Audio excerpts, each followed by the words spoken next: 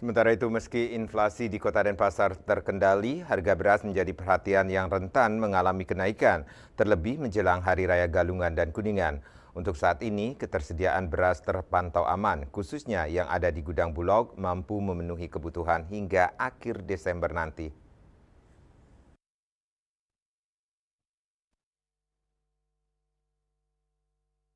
Hal tersebut terungkap saat pemantauan stok beras di gudang Bulog Sempidi Badung oleh Tim Pengendalian Inflasi Daerah (TPID) Kota Denpasar, Kamis 18 September. Kabag Perekonomian Setda Kota Denpasar Iwayan Putra Sarjana mengatakan, dalam perkembangan inflasi di Kota Denpasar, beras menjadi salah satu komoditi yang mengalami peningkatan. Untuk itu, pemantauan ke gudang Bulog dilakukan terutama untuk beras stabilisasi pasokan harga pasar (SPHP). Hasilnya stok aman sampai dengan 4 bulan ke depan. Saat ini beras SPHP berasal dari Vietnam untuk memenuhi kebutuhan di pasaran. Demikian pengadaan beras juga masih dilakukan oleh pemerintah pusat.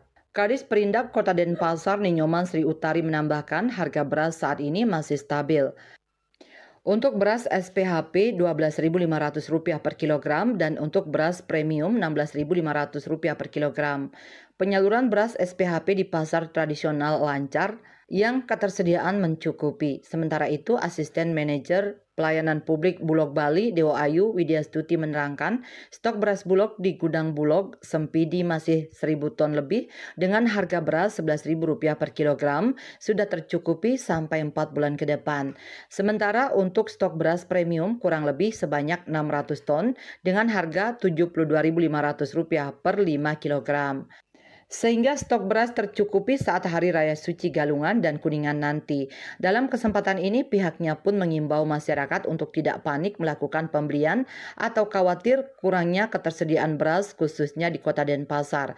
Hal ini lantaran stok beras relatif masih aman untuk 4 bulan ke depan atau sampai akhir tahun.